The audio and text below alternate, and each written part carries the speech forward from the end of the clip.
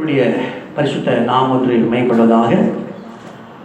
ஆண்டவராகிய இயேசு கிறிஸ்து வல்லமையின் நாமத்தினாலே இந்த ஆராதனையிலே பங்கு பெற்றுக் கொண்டிருக்கிற உங்களுக்காக நான் நன்றி செலுத்துகிறேன். தொடர்ந்து இந்த ஆராதனையிலே வீடுகளிலே ஆராய்த்துக் கொண்டிருக்கிற அருமையான தேவ பிள்ளைகள், இன்னைக்கு தேவபயத்தோடு கர்த்தருடைய வார்த்தைகளை கேட்க சமூகத்தில் வந்திருக்கிற உங்களையும் ஆண்டவர் ஆசீர்வதிப்பாராக. இந்த வார்த்தைகளை கேட்கிற தேவ பிள்ளைகள், நீங்கள் வேத புத்தகத்தை வைத்துக்கொண்டு இந்த வேத வசனங்களை நீங்கள் பார்க்கும்படிக்கு அன்புடன் கேட்டுக்கொள்கிறேன். அவர் நாம் ஒன்று மைப்படுவதாக. நான் தொடர்ந்து இன்றைய நாள் வார்த்தைக்காக கடந்து சொல்லுவோம். கர்த்தருடைய பரிசுத்த நாம் மேம்படுவதாக. இன்றைக்கு யோவான் புஸ்தகத்தில் 20ஆம் அதிகாரம் 27ஆம் வசனத்தை வாசிக்க கேட்போம்.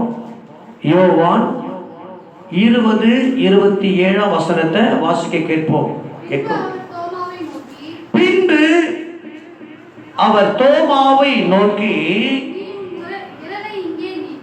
உன் விரலை இங்கே நீட்டி என் கைகளை பார், உன் கையை நீட்டி என் விலாவிலே போடு, அவை விசுவாசியாய் இராமல் விசுவாசியாயிரு என்று சொன்னார். அவிசுவாசியாய் இராமல் விசுவாசியாயிரு. அவிசுவாசியாய் இராமல் விசுவாசியாயிரு. ஜெபிப்போம். இரக்கமும் கிருபையும் நிறைந்த ஆண்டவரே, இப்பொழுது நாங்கள் வேத புத்தகத்தில் வைத்திருக்கிற இந்த பகுதியை நாங்கள் நினைக்கிறோம். இந்த பகுதியிலிருந்து நாங்கள் என்ன கற்றுக்கொள்ளப்பட வேண்டுமோ என் ஆண்டவர் எங்களுக்கு கற்றுக் கொண்டிருப்பீராக. அவிசுவாசியாய் இராமல் விசுவாசியாய் இரு என்று சொன்ன வார்த்தையிலே எங்களோடு பேசி நாங்கள் அவிசுவாசமாய் இராமல் விசுவாசிகளாய் இருக்கத்தக்கதாக எங்கள் கற்றுக் கொடுத்து நடத்தும் உங்களை சமூகத்தில் ஒப்புக் கொடுக்கிறோம். தொடர்ந்து பொறுப்பு நடத்துங்க. இயேசு கிறிஸ்துவின் வல்லமை நாமத்தினாலே நல்ல பிதாவே, ஆமென். கர்த்தருடைய நாமம் மேம்படட்டும். இன்றைய தலைப்பு விசுவாசியாயிரு. அவிசுவாசியாய் இராம விசுவாசியாயிரு. இன்னைக்கு நம்ம எல்லாரும் இன்றைக்கு சொல்லப்படுகிறோம் விசுவாசி என்று சொல்லுகிறோம். விசுவாசி என்று சொல்கிறதற்கு என்ன அர்த்தம்? கர்த்தராகிய இயேசு கிறிஸ்துவை முழுமையாய் நேசித்து அவர் பாடுகள், மரணங்கள், உயிர்த்தெழுதல், அவர் வாழ்க்கையில் செய்த ஒவ்வொரு நன்மைகளை நாம் நினைப்பது மாத்திரம் அல்ல, இந்த ராஜ்யத்திற்கு பிறகு ஒரு ராஜ்யத்தை ஆண்டவர் நமக்கு தரப்போகிறார், அது கிறிஸ்து இயேசுவினால உண்டாயிருக்கிறது என்பதை குறித்து நாம் விசுவாசிக்கிறவர்களாய் இருக்கிறவர்களை குறித்து தான் நம்ம இப்ப சொல்லப்பட்ட விசுவாசி. நமக்கு பேர் என்ன? விசுவாசி. அவன் ஆண்டு சொல்கிறார், அப்படிப்பட்ட வார்த்தைகளில் இருக்கிற நாம அந்த விசுவாசம் உள்ளவர்களாய் நாம் எப்பொழுதும் இருக்க வேண்டும் என்று சொல்லி ஆண்டவர் நமக்கு கற்றுக் கொடுக்கிறார் தோமாவின் மூலம். அதுவ பிள்ளைகளே, இந்த தோமாவை குறித்து நீங்கள் அறிந்திருக்கிறீர்கள். தோமா சீஷர்களிலே ஒருவனாய் இருந்தார். இந்த தோமாவிற்கு 4வது தரிசனமாக தோமாவிற்கு தரிசனமாகிறார். முதலாவது இயேசு கிறிஸ்து அவர் மரித்து உயிர் தெழுந்த பின்பு அவர் மகதலேனா மரியாளுக்கு தரிசனமானார். இரண்டாவது எம்மாவூர் சீஷர்களுக்கு அவர் தரிசனமாகிறார். மூன்றாவதாக தன் சீஷர்கள் கூடியிருந்த இடத்திலே அவர்களுக்கு தேவன் தரிசனமானார். நான்காவதாக பார்க்கிறோம், தோமாவிடத்திலே வந்து ரசிக்கிறாரு, அவர் தரிசனமாக அதை பார்க்க. ஏன்னு சொன்னால் சீஷரிடத்திலே அவர் தரிசனமான பொழுது அப்பொழுது தோமா அவரோடு கூட இல்லாதிருந்ததினால என்ன செய்றாரு, இந்த 8ஆம் நாளில இந்த நாளில் தானே என்ன பண்ணாரு, தோமாவுக்கு அவர் என்ன செய்றாரு, தரிசனமானார் என்று சொல்லி நாம் பார்க்கிறோம். அப்படி சொல்லுவோமா? இந்த பிள்ளைகளை ஆண்டவர் இயேசு கிறிஸ்து தன்னுடைய மரணத்தை ஜெயம் எடுத்து அவர் 3ஆம் நாள் உயிர்த்தெழுவதற்கு முன்பாக 2 பகல் 3 இரவு அவர் பாதாளத்தில் போய் சுவிசேஷம் அறிவிக்கப்பட்டதாக சொல்லப்பட்டிருக்கிறது. அவர் இயேசு கிறிஸ்து அவர் சிலுவையில் மறிக்கிற போது அங்கே பார்க்கும்போது மரித்தவர்கள் பரிசுத்தவான்களுடைய கல்லறை என்ன செய்து பிளக்கப்பட்டது என்று சொல்லி பார்க்கிறோம். அந்த உயிர்த்தெழுந்த அந்த நாளில் என்ன செய்தாங்க, என்ன செஞ்சாங்களா, அந்த பரிசுத்தவான்கள் பரிசுத்த நகரத்திலே அவர்கள் பிரவேசித்தார்கள் என்று சொல்லி பார்க்கிறோம். அந்த மரிக்கிற பொழுது கல்லறைகள் என்ன செய்தது, பிளந்தது என்று சொல்லி பார்க்கிறோம். அந்த உயிர்த்தெழுந்த நாளில் தானே இயேசுவோடு கூட அவங்க என்ன செஞ்சாங்க, பரிசுத்த நகரத்திலே அவர்கள் பிரவேசித்தார்கள் என்று சொல்லி பார்க்கிறோம். கர்த்தருடைய நாமம் மேம்படுவதாக. இப்போ ஆண்டவர் பாதாளத்தில் போய் அவர் பிரவேசித்தை விட்ட பின்பு பாதாளத்துக்கு வெளியே எழும்பும் பொழுது செய்யறாரு. இப்போ எல்லா பரிசுத்தம் செய்யறாங்க, அங்க பரிசுத்த நகரத்திலே போய் பிரவேசிக்கிறார். அதன் பின்பு தான் இந்த மரியாதத்திலே அவர் பிரவேசிக்கிறார். அந்த எம்மாவு சீசனத்திலே அவர் பிரவேசிக்கிறார். அது சீசனத்திலே அவர் பிரவேசிக்கிறார். இப்ப கடைசியாக இந்த தோமாவிடத்தில் என்ன செய்யறாரு, அவர் அவர் தரிசனத்தை வெளிப்படுத்த என்பதை குறித்து நாம் பார்க்கிறோம். இங்க பாருங்க, இந்த இடத்துல நான் வாசிக்கிற பொழுது, நீங்க எடுத்து வாசிக்கிற பொழுது ஸ்தோத்திரம், யோவான் புஸ்தகத்தில் அந்த 20ஆம் அதிகாரத்தில் ஒரு பகுதியை உங்களுக்கு காண்பிக்க ஆசைப்படுகிறேன். பிரைஸ் சொல்லலாம், பிரைஸ் சொல்லலாம். எனக்கு 26ஆம் வசனம் வாசிங்களேன். 26ஆம் வசனம், மறுபடியும் 8 நாளைக்கு பின்பு அவருடைய சீஷர்கள் வீட்டுக்குள்ளே இருந்தார்கள். தோமாவும் அவர்களோடு கூட இருந்தான். கதவுகள் பூட்டப்பட்டிருக்கிறது. அப்பொழுது இயேசு நடுவே நின்று உங்களுக்கு சமாதானம் என்று சொல்லி சொன்னார். இந்த சொல்லிவிட்ட பின்பு இப்பொழுது அடுத்த வசனத்தை பார்க்கிறோம். பின்பு தோமாவை நோக்கி, உன் விரலை நீட்டு, உன் கைகளை பார், உன் கையை நீட்டு, என் விழாவிலே போடு, அவிசுவாசியாமல் விசுவாசியிரு. இந்த வார்த்தை சொல்ல காரணம் என்ன சொன்னா, இந்த சீஷர்கள் தனக்கு தரிசனமானதை இப்ப தோமா இல்லாத தோமா வந்திருந்த போது அந்த தோமாவிடத்தில் அவங்க சொல்லுகிறார்கள். எடுத்து வாசித்து பாருங்க. 24ஆம் வசனத்தை வாசிங்க. 24, 25 வாசிங்க. இயேசு வந்திருந்த பொழுது 12 ஒருவனாகிய திதிமு எண்ணப்பட்ட தோமா என்பவன் அவர்களோடு கூட இருக்கவில்லை. மற்ற சீஷர்கள் கர்த்தரை கண்டோம் என்று அவனோடு சொன்னார்கள். அதற்கு அவன், பாருங்க, அவருடைய கைகளின் ஆணிகள் உண்டான காயத்தை நான் கண்டு அந்த காயத்தில் என் விரலை விட்டு என் கையை அவருடைய விழாவிலே போட்டால் ஒழிய நான் விசுவாசிக்க மாட்டேன், நான் நம்ப மாட்டேன் என்று அவன் சந்தேகப்படுகிறான். அவன் சொன்ன வார்த்தைகளை, சீசர்கள் சொன்ன வார்த்தைகளை கேட்டு அவன் சந்தேகப்பட்டான். ஆனால் இந்த சீசர்களிடத்துல நீங்க எடுத்து வாசிக்கிற பொழுது பாருங்களேன், 20 வசனம் வாசிக்கிறேன். 20 வசனம், இயேசு கிறிஸ்து அவருக்கு தரிசனமானார். அவர் இப்படி சொல்லி பாருங்க, தம்முடைய கைகளையும் விழாவையும் அவர்களுக்கு காண்பித்தார். சீசர்கள் கர்த்தரை கண்டு சந்தோஷப்பட்ட. கை அவங்க வச்சு பார்க்கல, அவர்கள் பார்த்து செஞ்சாங்க, விசுவாசித்தாங்க. அல்லேலூயா. செஞ்சாங்க, விசுவாசம் பண்ணாங்க. அவங்க விசுவாசம் சொல்றது, அவங்க சந்தோஷப்பட்டாங்க. இந்த சமயத்துல சீஷர்கள் இப்ப தோமாவிடத்தில் சொல்லுகிற பொழுது இவன் சந்தோஷம் அடைவான்னு நினைச்சாங்க. அதான் செய்யல, அவன் சந்தோஷம் அடையல. அவன் சந்தேகப்பட்டான். நான் அவரை தொட்டால் ஒழிய, விழாவில கைகளை போட்டால் ஒழிய நான் செய்ய மாட்டேன், காயத்தை கையில வைத்தால் ஒழிய நான் நம்ப மாட்டேன் என்று சொன்ன மாத்திரத்துல இயேசு அவனுக்காக அந்த 8ஆம் நாளிலே அவனுக்கு தரிசனம் தான் இந்த வார்த்தைகளை அவனுக்கு என்ன செய்யறாரு, இயேசு சொல்றாரு. என்ன சொல்றாரு, உன் கைகளை நீ பார், என் கைகளை பார், உன் கையை நீட்டி என் விழாவிலே போடு என்று சொன்னார். உடனே சொன்னாரு, நீ அவிவிசுவாசியா இராம விசுவாசியா இரு என்று சொன்ன மாத்திரத்துல அவன் இருதயம் குத்தப்பட்டவனாய் சொன்ன வார்த்தை பாருங்க. தோமா அவருக்கு பிரஜோத்திரமாக, என் ஆண்டவரே, என் தேவனே என்று சொன்னான். அல்லேலூயா. அவன் கண்ணீர் மல்க, என் ஆண்டவரே, என் தேவனே என்று என்ன செய்தனா, அவன் கதறினான் என்று சொல்லப்பட்ட. அப்ப இயேசு சொன்ன ஒரு வார்த்தை நீங்க பாருங்க, தோமாவே, பாருங்க, நீ என்னை கண்டதினால விசுவாசிக்கிறாய், காணாதிருந்து விசுவாசிக்கிறவர்கள் பாக்கியவான்கள் என்றார் என்று சொல்லப்பட்டது. இங்க சொல்றாரு, என்னை கண்டதினால நீ விசுவாசித்தாய். எப்படி இருக்கணும்? என்னை காணாதிருந்தும் விசுவாசிக்கிறவர்கள் பாக்கியவான்கள். ஹல்லேலூயா. இன்றைக்கு யார் பாக்கியவான்கள்? நாம் எல்லாம் பாக்கியவான்கள். நம்ம சொல்ல என்ன சொன்னா, நம்ம என்ன செய்யறோம்? காணாமல் அவரை விசுவாசித்துக் கொண்டிருக்கிறோம். அல்லேலூயா சொல்லுவாமா? கர்த்தருடைய நாமம் ஒன்று மகிமைப்படுவதாக. இன்றைக்கு அநேக தோமாவை போல விசுவாசம் இல்லாதவர்களாய் இருப்பவர்கள் இருக்கிறாங்க. ஆனால் இயேசு கிறிஸ்து நம் வாழ்க்கையில எல்லாம் செய்து முடித்து விட்டார். வாழ்க்கை எத்தனையோ அற்புதங்களை செய்து கொண்டிருக்கிறார். ஆனால் இவர்களை அறிந்திருக்கிறோம்.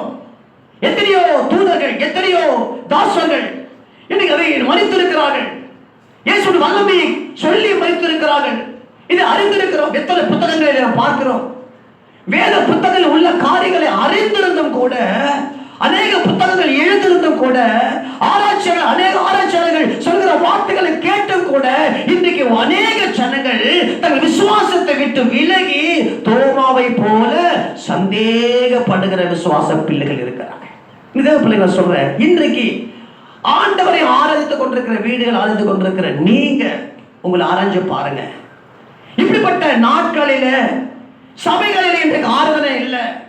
இன்னைக்கு வீடுகள் ஆராதிக்க வேண்டும் என்று சொல்லிக் கொண்டிருக்கிற இந்த நாளில, நீ ஆண்டவருக்காக இந்த ஓய்வு நாளில 2 மணி நேரம் ஆண்டவருக்காக நீங்கள் கொடுத்திருக்கிறீர்களா?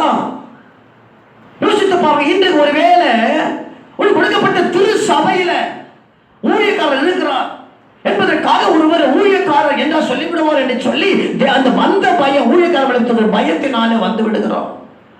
வரவிட்டால் ஆண்டவர் அடுத்த வாரத்தில் ஊழியக்காரர் சொல்லிடுவாரு, இவங்க திருசபைக்கு வரவில்லை என்று சொல்லி இதை எழுப்பிடுவார் என்பதற்காக ஒரு வேளை ஊழியக்காரருக்கு பயந்து திருசபையில் வந்து அந்த 2 மணி நேரம் ஆராதிப்போம்.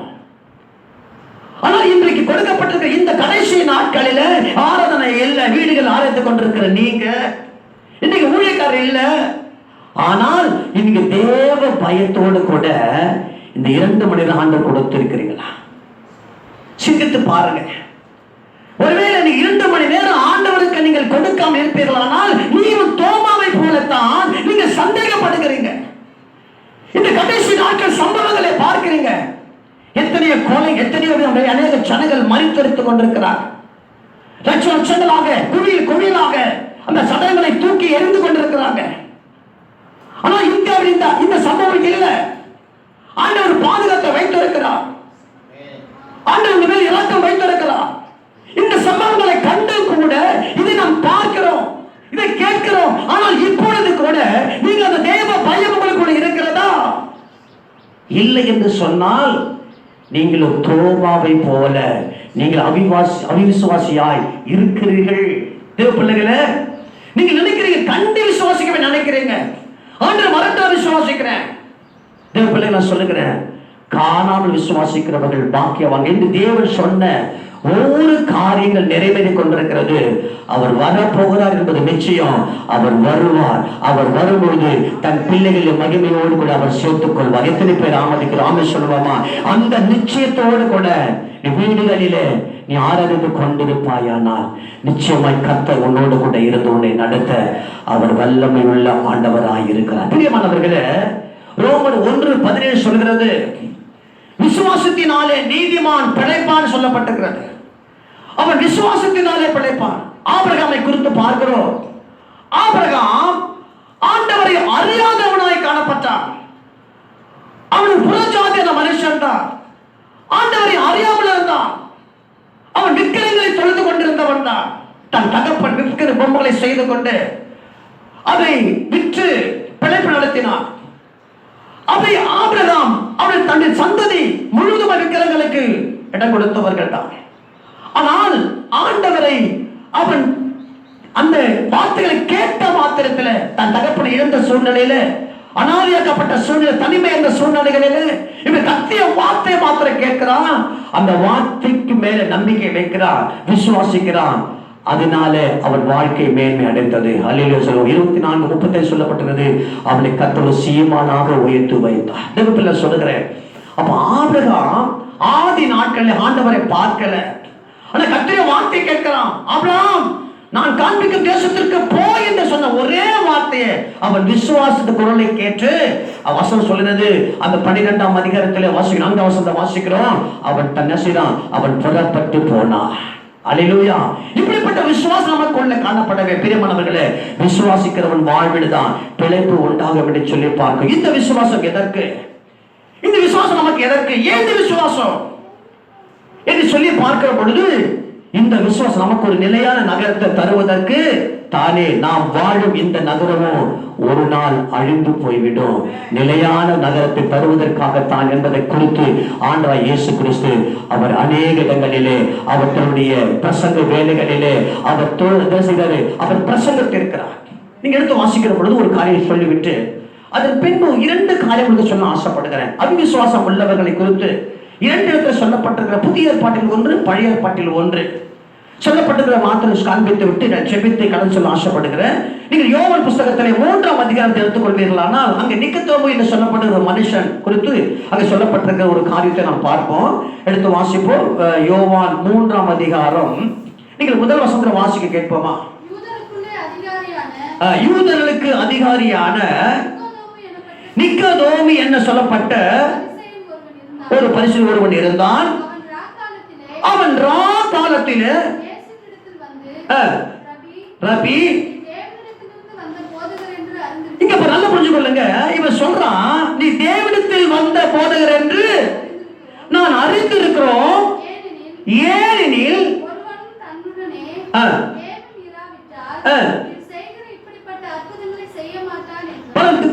ஏனெனில் ஒருவனும் தன்னோடு கூட தேவன் இராவிட்டால் நீ செய்கிற இப்படிப்பட்ட அற்புதங்களை செய்ய மாட்டான். புரிஞ்சுக்கணும். இந்த இடத்துல இவன் எப்படி விசுவாசித்திருக்கிறான்னு சொல்லி பார்க்கணும் போது தேவன் செய்த அற்புதத்தை பார்க்கலாம். இப்படிப்பட்ட அற்புதங்கள் மனிதர் உழுந்த உயிரோடு எழுந்திருக்கிறார்கள், முட்டவர்கள் நடக்கிறார்கள், ஊமையர்கள் பேசுகிறார்கள், பார்வை அற்றவர்கள் பார்வை அடைகிறார்கள். இப்படி பல அற்புதங்களை செய்கிறார் இந்த மனுஷன். இவர் மனுஷன் அல்ல, இவர் தேவன் அனுப்பப்பட்ட ஒரு தேவன் என்பதை குறித்து அவர் அறிந்து சொல்கிறான். ஆண்டவரே, நீ இப்படிப்பட்ட அற்புதங்களை செய்கிறீர், ஏன் ஒருவனும் தன்னோட கூட தேவன் இராவிட்டால் நீ செய்கிற இப்படிப்பட்ட அற்புதங்களை அவர் செய்ய முடியாது என்று சொன்னா, இயேசு அவனுக்கு பிரயோஜனமா சொல்றாரு, ஒருவன் மறுபடியும் பிறவாவிட்டால் தேவனுடைய ராஜ்யத்தை காண மாட்டான் என்று மெய்யாகவே உனக்கு சொல்லுகிறேன். இந்த இடத்துல அற்புதத்தை அவன் பேசிக் கொண்டிருக்கிறான். ஆண்டவர் சம்பந்தமில்லாத ஒரு வார்த்தையை சொல்றார். நீ நிச்சயமாகவே தேவனோட இருக்கிறார் என்பதை அவன் சொல்லுகிறான். நீ தேவனோட இருக்கா இராவிட்டால் இப்படி அற்புதம் செய்ய முடியாது என்பதை சொல்லுகிறான். ஆனால் சம்பந்தமில்லாத வார்த்தை சொல்றார். இது முக்கியம் அல்ல. இந்த மேன்மை அடைய வேண்டுமானால் நீ இந்த தேவ ராஜ்யம் ஒன்று இருக்கிறது, அந்த ராஜ்யத்தை அடைய வேண்டுமானால் நேசனும் நீ மறுபடியும் பிறக்க வேண்டும் என்று சொல்லி சொன்ன மாத்திரத்துல அதற்கு நிக்கதோமு சொல்றான், ஒரு மனுஷன் முதிர் வயதா இருக்கையில் எப்படி பிறப்பான் என்றான். இயேசு பரிசுத்தமா சொல்றாரு, ஒருவன் இப்ப சொல்ற ஜலத்தினாலும் ஆவினாலும் பிறவாவிட்டால் தேவனுடைய ராஜ்யத்தில் பிரவேசிக்க மாட்டான் என்று மெய்யாக உனக்கு சொல்லுகிறேன் என்று சொல்லி. இப்போ ஒரு கேள்வி கேட்கிறான். என்ன கேட்கிற பாருங்க, மாம்சத்தில் பேசுற, மாம்சத்தில் பிறப்பது மாம்சமா இருக்கும், ஆவியில பிறப்பது ஆவியா இருக்கும். நீங்கள் மறுபடியும் பிறக்க வேண்டும் என்று நான் உங்களுக்கு சொன்னதை குறித்து அதிசயப்பட வேண்டாம் என்று சொல்லிட்டு இப்ப சொல்ற அர்த்தம் சொல்றாரு. காற்றானது தனக்கு இஷ்டமான இடத்துல வீசுகிறது, அதன் சத்தத்தை கேட்கிறாய், ஆகிலும் அது இன்ன இடத்திலிருந்து வருகிறது என்று அவனுக்கு தெரியாது. ஆமா, இங்க காற்றானது எப்படி, காற்று எங்க வந்து எங்க போகுது, அது போல ஆவினால் பிறக்கிறவன் வாழ்க்கை எப்படி ஆவினால் பிறந்தவனும் அப்படியே இருக்கிறான் என்று சொல்லி கர்த்தருடைய ஆண்டவர் சொல்றதை பார்க்கும். இது அறிய முடியாது என்பதை குறித்து சொல்றார். நிக்கதோமு சொல்றாரு, இவைகள் எப்போது ஆகும் என்றான். அப்போ இதையே சொல்றாரு, நீ இஸ்ரவேலின் போதகர்களாய் இருந்தும் இவைகளை நீ அறியாமல் இருக்கிறாயோ என்று அறியாய் சொல்லி மெய்யாகவே நான் உங்களுக்கு சொல்றேன். இப்ப சொல்றாரு, நாங்கள் அறிந்திருக்கிறதை சொல்லி நாங்கள் கண்டதை குறித்து சாட்சி கொடுக்கிறோம், நீங்களோ எங்கள் சாட்சியை ஏற்றுக்கொள்கிறதில்லை. பூமிக்கு அடுத்த காரியங்களை நான் உங்களுக்கு சொல்லியும் நீங்கள் விசுவாசிக்கவில்லையே, பரம காரியங்களை உங்களுக்கு சொல்லுவேனானால் எப்படி விசுவாசிப்பேன்? இந்த பூமிக்கு அடுத்த காரியங்களை சொல்லுகிறேன், இதை நீங்க விசுவாசிக்கலையே, அப்ப பரம காரியங்கள் சொல்லணும் எப்படி விசுவாசிப்பீங்க? இன்னைக்கு அப்படிப்பட்ட ஒரு ஆட்களை தான் இன்னைக்கு கர்த்தருடைய சொல்றேன். இன்னைக்கு தேவன் பரம காரியங்களை குறித்து சொல்லி வச்சிருக்கிறார். ஆனா சில இன்னைக்கு இந்த நாட்களுக்கு பிறகு இன்னொரு நாட்கள் அமைக்க இருக்கிறது, இந்த வாழ்வுக்கு பிறகு இன்னொரு வாழ்வு இருக்கிறது. ஆண்டவர் வலியுறுத்திக் கொண்டிருக்கிறார். இந்த இந்த அது மாத்திரமல்ல, ஒரு பரம வாழ்க்கை நமக்கு இருக்கிறது, ஒரு பரம காரியங்கள் இருக்கிறது. அந்த பரம காரியங்களை நீங்கள் எப்படி விசுவாசிக்க முடியும் பிரியமானவர்களே என்பதை குறித்து கர்த்தர் சொல்றாரு. இங்க சொல்றாரு, விசுவாசிக்கிறவன் தன்னை விசுவாசிக்கிற எவனோ அவன் கெட்டு போகாமல் நித்திய ஜீவனை அடைபடிக்கு அவனை கர்த்தர் உயர்த்துகிறார். அவன் சொல்லுவாமா, அப்ப விசுவாசிக்கிறவன் அவன் நித்திய மேன்மை அடைந்து அவனை கர்த்தர் உயர்த்துது. பிள்ளைகளை அப்ப பாரு, இந்த என்ன சொல்ல வரனா, தேவர் ராஜ்யத்தை குறித்து பேசுகிறார். இந்த ராஜ்யத்திற்கு பிறகு இன்னொரு ராஜ்யம் இருக்கிறது. அந்த ராஜ்யம் அடைய வேண்டுமானால் நீ ஜலத்தினாலும் ஆவினாலும் பிறக்காவிட்டால் நீ தேவராஜ்யத்திற்குள்ளே நீ பிரவேசிக்க முடியாது என்று சொல்கிறார். ஹல்லேலூயா. இந்த வார்த்தையை கேட்டுக்கொண்டிருக்கிற அன்பு சகோதரனே, சகோதரியே, ஆண்டவரை நேசித்துக் கொண்டிருக்கிறாய், ஆண்டவர் பிரியமா வைக்கிறாய், ஆண்டவரோடு வாழவே நினைக்கிறாய், நல்லதுதான். ஆனா சொல்லுகிற இந்த நிக்கோதேமு கூட ஆண்டு அற்புதங்களை கண்டு இயேசு விசுவாசிக்கிறான். அவன் இரவு வேலைகளில் வந்து இயேசுவிடத்தில் வந்து பேசுறான். அவன் ரகசியமா இயேசுவோடு கூட செய்றான். அவன் ஒரு தொடர்பு வைத்திருக்கிறான். இயேசு விசுவாசிக்கிறான். ஆனால் அற்புதங்களை கண்டு இயேசு விசுவாசித்தான். இன்னைக்கு அப்படிப்பட்ட அற்புதங்களை கண்டு விசுவாசிக்கிறாயா? அற்புதங்களை கண்டல்ல, நீ அவரை காணாமல் விசுவாசிக்கிற. இது காணாத ஒரு ராஜ்யத்தை கொடுக்கிறார். அந்த ராஜ்யத்தை விசுவாசித்து அவரை நேசிக்கிற பொழுதுதான் அந்த உண்மையான மெய்யான ஆசீர்வாதத்தை நீ பெற முடியும் என்பதை குறித்து தேவனாய் கர்த்தர் இயேசு கிறிஸ்து இங்கு சொல்லுகிறதை பார்க்கிறோம். அப்போ நம்ம கூட சொன்னான், நாம் சந்தேகம் உள்ளவர்களாக இராதபடிக்கு நாம் விசுவாசம் உள்ளவர்களாய் அவர் சமூகத்தில் காத்திருக்கப்பட வேண்டும் என்று சொல்லி தேவன் நம்மோடு கூட பேசுகிறதை நாம் பார்க்கிறோம். கர்த்தருடைய நாமும் ஒன்று மைப்படுவதாக. இந்த இடத்துல ஒரு வசனத்தை நான் காண்பித்து விட்டு நான் தொடர்ந்து நான் செபிக்க நான் ஆசைப்படுகிறேன். பிரைஸ் சொல்லாம், பிரைஸ் சொல்லாம், பிரைஸ் சொல்லாம். சரி, அப்போஸ்தலர் 2:3 வாசிங்களேன். அப்போஸ்தலர் 2:3 இயேசு கிறிஸ்து அவர் உயிர்த்தெழுந்து பின்பு தன் சீஷர்களோடு கூட பேசுற வார்த்தைகளை, அல்லாமலும் அக்கினிமயமான நாவுகள் போல பிரிந்திருக்கும் நாவுகள்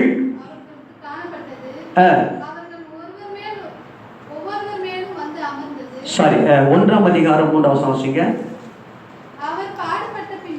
அவர் பாடுபட்ட பின்பு 40 நாள் அளவும் அப்போஸ்தலர்களுக்கு தரிசனமாகி தேவனுடைய ராஜ்யத்துக்குரியவைகளை அவர்களோடு கூட பேசி அநேக தெளிவான திருஷ்டாந்தங்களினாலே இந்த இடத்துல இயேசு கிறிஸ்து அவர் உயிர்த்தெழுந்து வந்த பின்பு அவர் செய்த காரியம் என்ன? தேவ ராஜ்யத்தை குறித்து அவர்களுக்கு வெளிப்படுத்துகிறார். அங்கு தன்னை உயிரோடு இருப்பதை போல காண்பிக்கிறார்.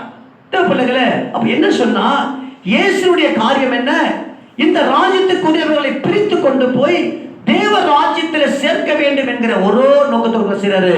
அவர் பேசுறதை பார்க்கிறோம். அந்த தேவ ராஜ்யத்தை காணாத இருக்கிற ராஜ்யத்தை ரசினோம்.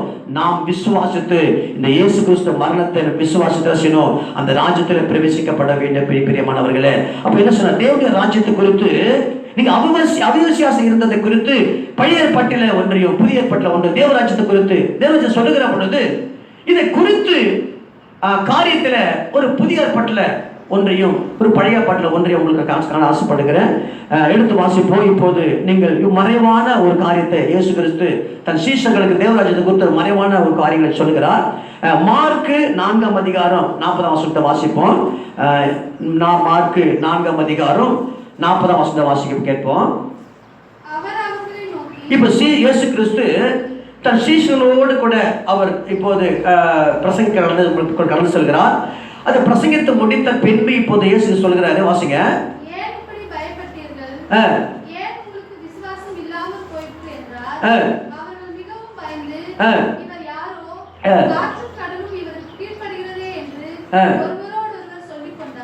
இந்த இடத்துல பார்க்க இயேசு கிறிஸ்து தன் பிரசங்கத்தை முடித்து தன் சீசர்களை பார்த்து சொல்கிறார், அக்கறைக்கு போவோம் என்று சொல்லி அவர்களை அழைத்துக் கொண்டு போகிற வேளையிலே தானே இயேசு கிறிஸ்து இருக்கிற சூழ்நிலையில இப்போது பலத்த காற்று வீசுகிறது, அந்த பெரும் கொந்தளிப்பு உண்டா இருக்கிறது. அப்பொழுது இவர்கள் பயந்து இயேசுவிடத்திலே அவர்களை நோக்கி பயந்து இருக்கிறாங்க. அப்பதான் இயேசு சொல்றாரு, அவர்களை நோக்கி, ஏன் இப்படி பயப்பட்டீர்கள், ஏன் உங்களுக்கு விசுவாசம் இல்லாமல் போய்விட்டது என்று சொல்லி இயேசு சொல்கிறார். பார்க்கிறேன், எடுத்து வாசிக்கிறேன். 35 வசனம் வாசிவாங்களேன். 35 வசனம் வாசிவாங்க. அன்று சாயங்காலத்தில் அவர் அவர்களை நோக்கி, அக்கறைக்கு போவோம் வாருங்கள் சொன்னார். இப்போ சாயங்கால வேலை வந்தது. இயேசு இக்கல் இருந்த இவர்கள் இப்ப அக்கறைக்கு போக வேண்டும் என்று சொல்லி இப்ப சீஷர்கள் சொல்கிறார். அப்ப நம்ம இந்த கரையில வாழ்ந்து கொண்டிருக்கிறோம், இக்கரையில வாழ்ந்து கொண்டிருக்கிற நாம அக்கறைக்கு போகிறவர்களாக காணப்படுகிறோம். அப்போ நம்ம இக்கரை என்று சொன்னா அந்த பூமியில, இந்த பூமியில வாழ்ந்து கொண்டிருக்கிறதான அக்கறை என்கிறதான ஒரு தேவ ராஜ்யத்திற்குள்ளே நான் பிரவேசிக்கப்பட வேண்டும். இதை கர்த்தர் மறைவாக வெளிப்படுத்துகிறார். இங்கே இருக்கிற நாம அக்கறைக்கு போவோம் என்று சொல்லி இவர்களை அழைத்துக் கொண்டு அந்த போட்ல அனுப்புகிறார். உலகம் என்கிற அந்த போட்ல அனுப்புகிறார். இப்ப பாருங்க, அந்த உலக போட்ல செய்யறீங்க. இப்போ அவங்க கடந்து போய் கொண்டு அவர்கள் ஜனங்கள் அனுப்பிவிட்டு அவர் படம் இருந்தபடி அவருக்கு கொண்டு போனார்கள். வேற படம் அவர்கள் கூட இருந்ததுன்னு சொல்லி பார்க்கிறோம். இயேசு கிறிஸ்து பண்றாரு, இப்போ அவர் நேசிச்சிருக்கிறாரு. அந்த படகளை தலையில வைத்துக் கொண்டு அவர் படுத்துக் கொண்டிருக்கிறார். இப்ப போட்டு கடந்து போய் கொண்டிருக்கிறது. இவர் சந்தோஷமா போட்டை கடந்து கொண்டு போய் கொண்டிருக்கிறாங்க. இவர் போய் கொண்டிருக்கிற பொழுது நட கடல் வருகிறது. அப்பொழுது பலத்த சுழற்காற்று உண்டாகி படகு நிரம்பத்தக்கதாக அலைகள் அதன் மேல் மோதுகிறதை பார்க்கிறோம். இப்ப அந்த மோதுகிற இயேசு கிறிஸ்து பின்னணியில செய்யற தலையில வைத்திர செய்ய அவர் படுத்து கொண்டிருக்கிறார். வசனம் சொல்கிறது, அவர் நித்திரையா இருந்தார் என்று சொல்ல, நித்திரையா இருந்தார் என்று சொல்லப்பட்டிருக்கிறது. அப்ப நித்திரையா இருந்தார். நித்திரை என்று சொல்கிற பொழுது அதை தூங்குவது என்பது இருக்கிறது. உறங்குவது, தூங்குவது என்று சொல்லுவாங்க. நித்திரை என்பது அது தூங்குவதற்கு அர்த்தமாகாது. ஏன் சொன்னார், இன்னைக்கு அநேக சொல்லுவாங்க, மரித்தவர்கள் சொல்லுவாங்க நித்திரை இருந்திருக்கிறாங்க அப்படின்னா, நித்திரைனா மறுபடியும் எழுந்திருக்க போறாங்க. அப்போ அது தூக்கம் இல்லை, அது விழித்திருக்கும் அனுபவங்களை காண்பிக்க. எப்போ தூங்குற நடிப்பாங்க பார்த்தீங்களா, தூங்குறவங்க நடிப்பாங்க. அது மாதிரி இயேசு கிறிஸ்து தூங்கல் என்ன செய்யறாரு, அவர் தூக்கமா இருப்ப நடித்து கொண்டிருக்காரு, இருக்கிறார். அப்படி தூங்கல, அவர் விழித்து கொண்டு தான் இருக்கிறார். ஆனால் நித்திரையா இருக்கிறார். இப்ப இயேசு கிறிஸ்து நித்திரையா இருக்கிறார். நடந்த சம்பவங்கள் எல்லாம் அவருக்கு தெரியும், நடந்த சம்பவங்கள் எல்லாம் பார்த்து கொண்டிருக்கிறார். இப்ப நித்திரையா இருக்கிறார். இந்த சமயத்துல இந்த பலத்த காற்று வீசுகிற பொழுது செய்யறவங்க இவங்க பயப்படுறாங்க, என்ன வேணுமோ என்று சொல்லி வேதனைப்படுறாங்க. இந்த சூழ்நிலை தான் அவங்க செய்றாங்க. இங்க இயேசு கேட்பாங்க, நாங்கள் மடிந்து போகிறது உமக்கு கவலை இல்லையா என்றார். இன்னைக்கு சூழ்நிலையை பார்க்கும் பொழுது பல உபத்திர வேலைகள், பல இன்னல்கள், இந்த உலக வாழ்க்கையில பல துன்பங்கள், பல பாடுகள், இந்த பாடுகளை வாழ்ந்து கொண்டிருக்கிற நாம இன்னைக்கு ஆண்டவர் மேல விசுவாசம் இல்லாதபடிக்கு ஒரு அவிசுவாசம் உள்ளவர்களாய் காணப்படுகிறோம். ஆண்டவரை தூரமாய் பார்க்கிறோம், அவரை கிட்ட சேர்ப்பதில்லை, அவர் விசுவாசியாமல் இருக்கிறோம். இந்த காரியம் நேரிட்டு கொண்டிருக்கிறது, இந்த காரியம் வாழ்க்கை நேரிடுமா, இது நடக்குமா, முடியுமா என்று சொல்லி சில பல காரியங்களை யோசித்துக் கொண்டிருக்கிற பிள்ளைகளை இப்ப தேவனை கர்த்தர் அழைத்த நோக்கம் வேற, இப்ப ஆண்டு அழைத்த உலகத்தில் வைத்திருக்கிற நோக்கம் வேற.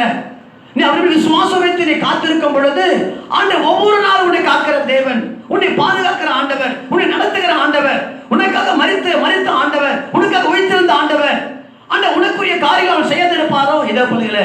அப்ப இன்னைக்கு என்ன செய்யறோம், அநேக விசுவாச பிள்ளைகளை செய்யறாங்க. இன்னைக்கு ஆண்டு விசுவாசித்து இருக்கிறாங்க, ஆனா சில உலகத்துல சில அவரோடு கூட என்ன செய்யல, நெருங்குவதில்லை, அவரோடு கூட என்ன செய்யல, பழகுவதில்லை. நீங்க எப்படி இருக்காங்க சொன்னா தூரமாகவே இருந்து கொண்டிருக்கிறாங்க.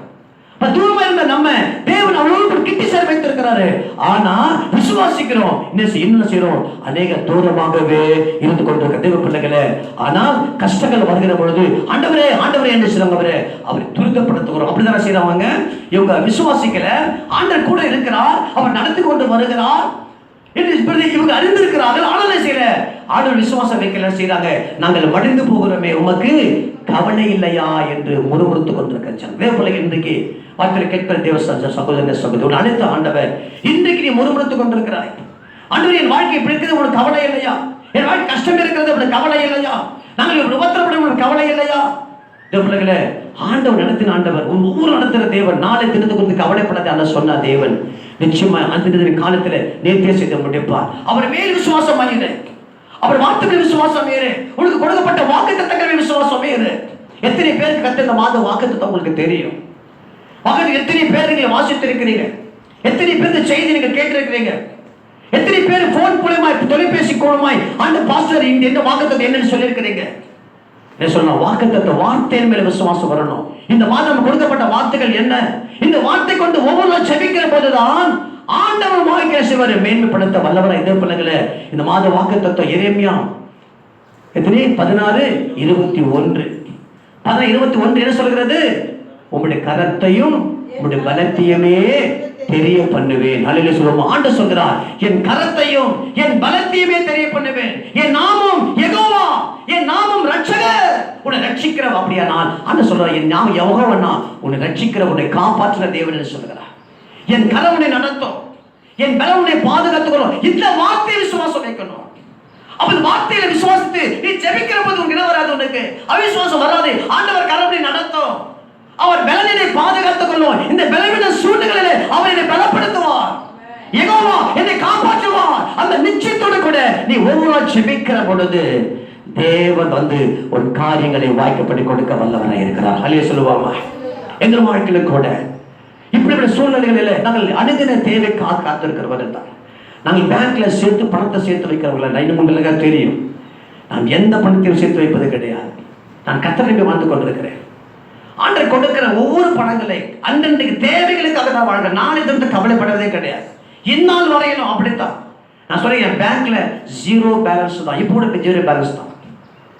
கர்த்தர் சோதரி ஏன்னு சொன்னால், நான் பேங்க்ல பணத்தை சேர்த்து வைத்த நாளைக்கு தேவைக்காக நான் வைக்க மாட்டேன்.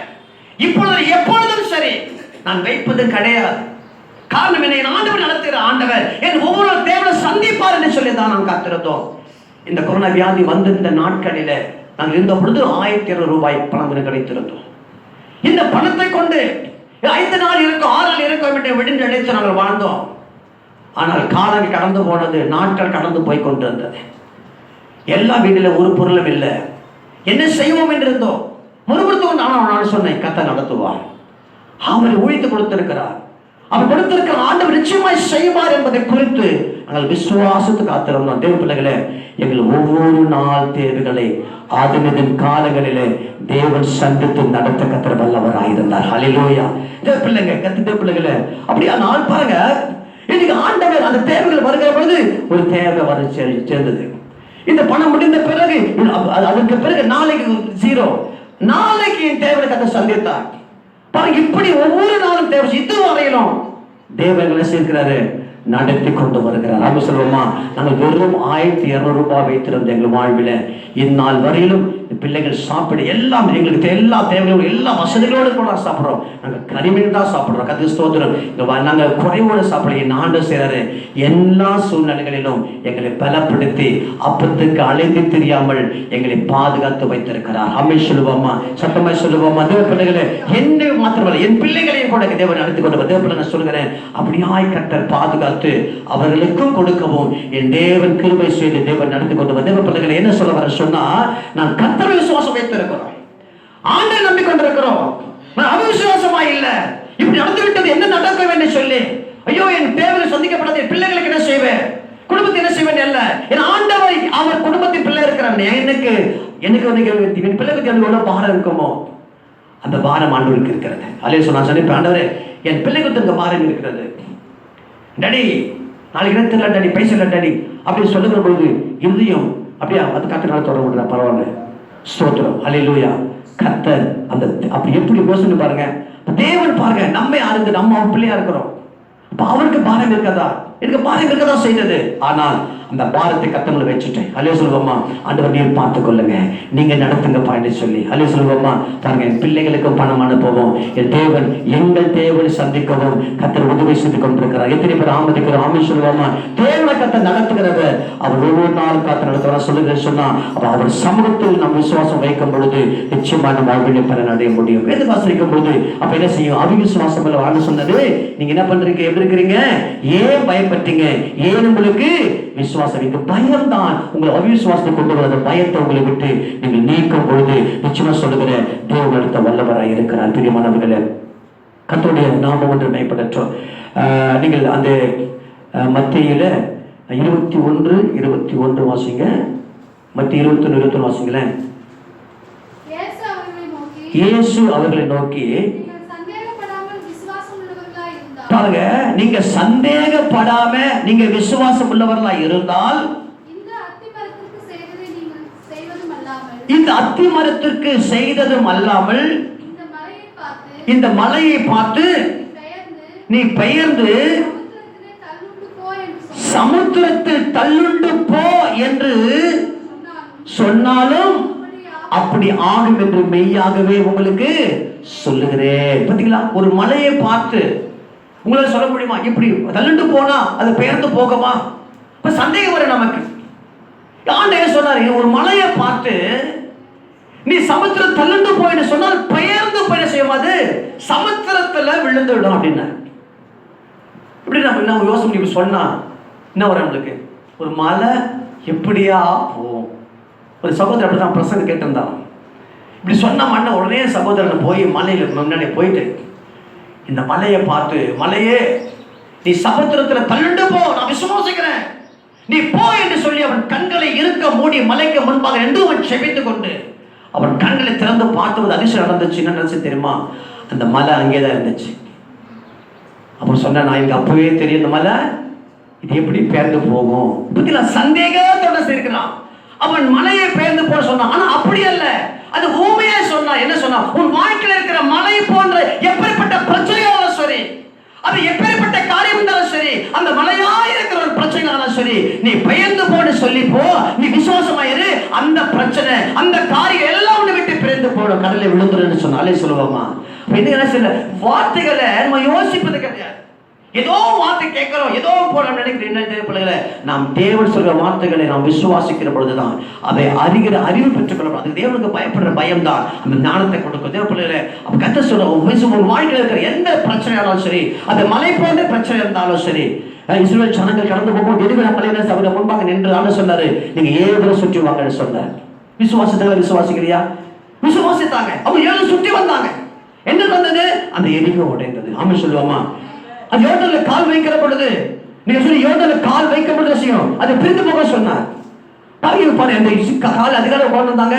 எழுந்து காலில் வச்சாங்க, அவ்வளவுதான். அந்த யோர்தான் பிரிந்து குவியல் குவியலாக நின்றது சொல்லி பார்க்கிறோம். காரணம் என்ன? அவங்க விசுவாச காலை வச்ச யோசனை பாருங்க. வைக்க முடியுமா? யோர்தான்ல போக முடியுமா? ஆண்டவர் சொன்ன ஒண்ணுமே சொல்ல, நீ யோர்தானை விட்டு போக சொன்னார். எப்படி போக முடியும்? ஆனால் யோசனை பண்ணா அவன் காலில் வச்சு அப்பை தட்டி உங்களுக்கு காலை வச்சு என்ன நடந்தது? யோர்தான் பிரிந்து போனது. அல்லேலூயா சொல்லுவோமா? ஒரு மோசே செங்கல் 2ஆக பிளக்கப்பட வேண்டும். செங்கல் 2 பிளக்குமா? அவன் ஒண்ணே செய்யல. அவன் கோல் எடுத்து தோல் மேல போட்டான். அது சொன்ன உடனே போட்டான். அவன் பெரிய செங்கல் எப்படி பிரியும்? யோசனை பண்ணிருக்கலாம், அவிசுவாசம் இருந்திருக்கலாம். ஆனா செய்யல. அவன் தன் கோலை கொண்டு போய் செய்தான். அவன் அடித்து என்ன நடந்தது? செங்கல் 2ஆக பிளந்தது. அல்லேலூயா. தேவன் செய்கிற காரியங்கள், அவன் விசுவாசத்தோடு செய்கிற ஒவ்வொரு காரியங்கள் தான் வாழ்க்கையில ஜெயத்தை கொண்டே பிள்ளைகளே. நீ விசுவாசித்தால் அது தேவ மகிமையை காண முடிய பெரிய. நீ என்ன பண்ணாத, நீ அவிசுவாசி ஏறாத, நீ விசுவாசியா இரு. கர்த்தர் ஒரு காரியங்களை ஜெயமாக்கி தருவார். அல்லேலூயா.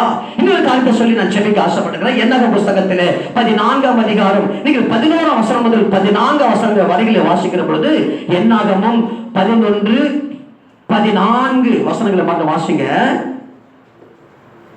இந்த ஜனங்கள் எல்லாரையும் நான் ஒருவனாய் தாங்க கூடாது, எனக்கு இது மிஞ்சின பாரமாய் இருக்கிறது.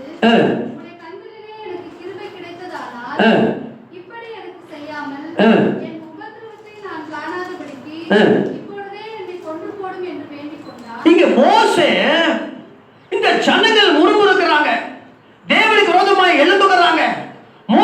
மோசேயே பல விதங்களிலே அவனை துன்பத்துக்கு முறுமுறுத்துக் கொண்டிருக்கிறாங்க, கடித்துக் கொண்டிருக்கிறாங்க. ஆனா இந்த மோசே யார்? மோசே இஸ்ரவேலர்களை அடிமைத்தனத்தில் கொண்டு வரும்படி செய்தவர். இஸ்ரவேல் ஜனங்கள் யார்? அடிமைத்தனமாய் வாழ்ந்திருந்தவர்கள், எகிப்தில் அடிமையாய் வாழ்ந்திருந்தவங்க. ஆண்டவர் இந்த மேல் கருணை வைத்து ஆபிரகாம் கிட்ட ஆணையை நிறைவேற்றும்படியாக இந்த ஜனங்களை அந்த எகிப்திலிருந்து ஆண்டவர் அழைத்துக் கொண்டு வருகிறார். இப்படி அழைத்து கொண்டு வந்து அவர் செங்கலை 2ஆக பிளக்கிறார். எகிப்தியர்களை கர்த்தர் கொன்று போடுகிறார். எல்லாம் முடித்து மன்னாவை கொடுக்கிறார். மன்னாவை சாப்பிடுறாங்க, காடைகளை சாப்பிடுறாங்க, தண்ணீர் அவளை கொடுக்கிறார். எல்லாம் அற்புதங்களை அவரை காண்கிறார்கள். ஆனால் இப்பொழுது நீங்கள் கானானுக்குள்ள பிரவேசிப்பதற்குரிய காரியங்களை இப்ப கொண்டு வராரு. இப்ப கானானுக்குள்ள பிரவேசிக்கிறாங்க.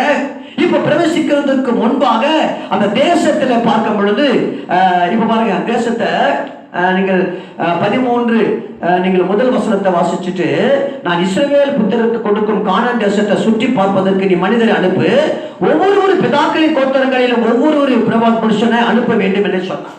இப்ப தேவன் சொல்ற உடனே மோசே இப்போது அவர்கள் கோத்திரங்கள் உள்ளவர்களை இப்பொழுது அனுப்பி வைக்கிறார். நீங்க கானானுக்குள்ள பிரவேசித்து வாங்க, நமக்கு எந்த தேசம் சுகமான தேசம் என்பதை அறிந்து கொண்டு வாங்க என்று சொல்லி இப்போது எல்லாரும் ஒவ்வொரு கோத்திரம் உள்ளவர்களை அனுப்பி வைக்கிறார். இது கோராகின் கோத்திரம் கடந்து போகிறார்கள். இப்போது சோதரர் யோசுவா கடந்து போகிறார், காலேப் கடந்து போகிறார். இப்ப எல்லாம் சுற்றி பார்த்து கொண்டு வராங்க. இப்ப சுற்றி பார்த்து கடந்து வந்த மாத்திரத்தில் இவங்க சுற்றி பார்த்து 40 நாள் சென்ற பின்பு எல்லாம் திரும்பி வராங்க. இப்ப திரும்பி வந்து இவர்கள் போய் பாராளுமன்றத்தில் இருக்கிற காதேசுக்கு போய் மோசே ஆறு என்பவரிடத்தில் இஸ்ரவேல் புத்திரருக்கு சபையினருக்கு சேர்ந்து அவர்களுக்கு சபை அனைவருக்கு தன் சமாசாரத்தை அறிவிக்கும்படிக்கு அவர்கள் போய் சொல்றாங்க. என்ன சொல்றாங்கன்னா, அவங்க கொண்டு வருகிற போது கனிகளை கொண்டு வராங்க, திராட்சை கனிகளை கொண்டு வந்து காண்பிக்கிறாங்க. காண்பிட்டு கர்த்தர் மோசேக்கு சொல்றாரு, நீர் எங்களை அனுப்பின தேசத்திற்கு நாங்கள் போய் வந்தோம், அது பாலும் தேனும் ஓடுகிற தேசம்தான், அது இது அதனுடைய கனி என்று சொல்லி அந்த கனியை கொண்டு காமிச்சாங்க.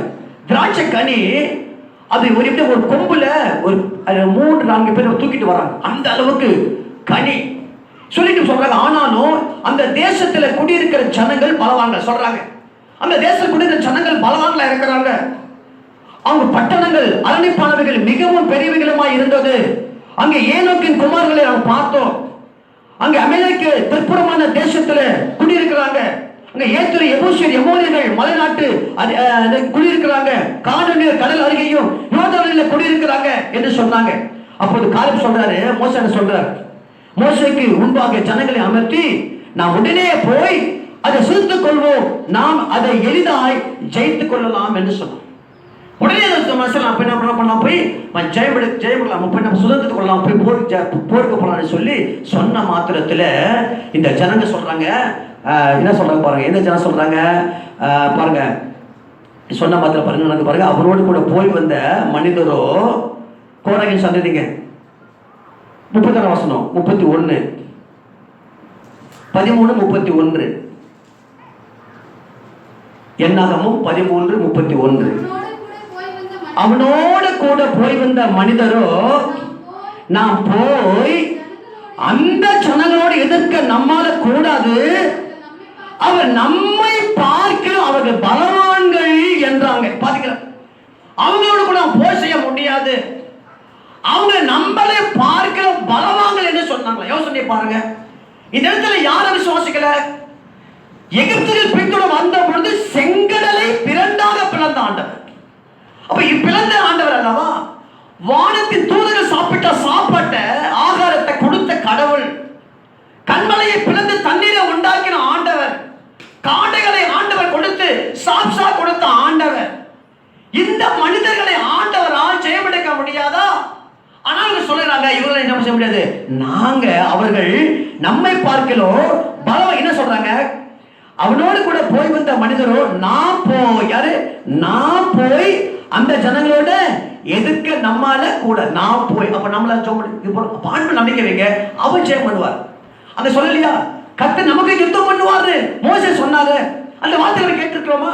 நீங்க பயப்படாதீங்க, கர்த்தர் நமக்கு யுத்தம் பண்ணுவார். அந்த சொன்ன வார்த்தை கேட்டீங்களே, அந்த வாகனத்தை கேட்டீங்களே, ஏன் அந்த வாகனத்தை விசுவாசம் நம்புகிறீர்கள்? ஆரம்ப காலத்தில் கர்த்தர் சொன்ன வார்த்தை என்ன? செங்கடல் நமக்கு முன்பாக நிற்கிறது, இதுக்கு முன்னே போக முடியாது. ஆனா மோசே சொன்னார், நீங்கள் பயப்படாதீர்கள், கர்த்தர் நமக்கு யுத்தம் செய்வார் சொன்ன வாக்குத்தத்தத்தை ஏன் மறந்து போனீங்க? பிள்ளைகளே, ஆண்டவர் அப்படிப்பட்ட அற்புதங்களை செய்ய கர்த்தர் வல்லவராக இருக்கிறார் அல்லவா? பிள்ளைகளே, இந்த இடத்துல அவங்க விசுவாசியாம என்ன செய்யறாங்க, அந்த அவிசுவாசம் சொல்றாங்க. நாங்கள் போய் சுற்றி பார்த்து வந்த அந்த தேசம் தங்கள் குடிகளை பட்சிக்கிற தேசம், நாங்கள் அதில் கண்ட ஜனங்கள் எல்லாரும் மிக பெரிய ஆட்கள்.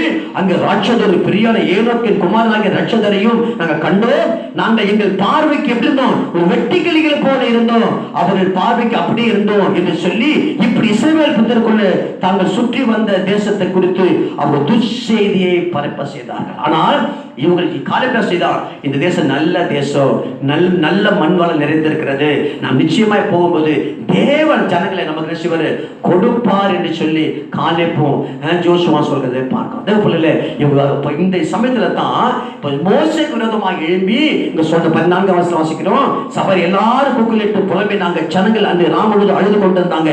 இஸ்ரவேல் புத்திரர் எல்லாரும் மோசேக்கு ஆரோனுக்கு விரோதமாக முறுமுறுத்து சபை எல்லாரும் அவரை நோக்கி, எகிப்து தேசத்துல செத்து போனாலும் நலமாய் இருக்கும், இந்த வனாந்திரத்துல நாங்க செத்தாலும் நலம் என்று சொல்லி மோசேக்கு விரோதமாக பேசினாங்க. அப்போதான் அந்த வார்த்தை சொல்றாரு.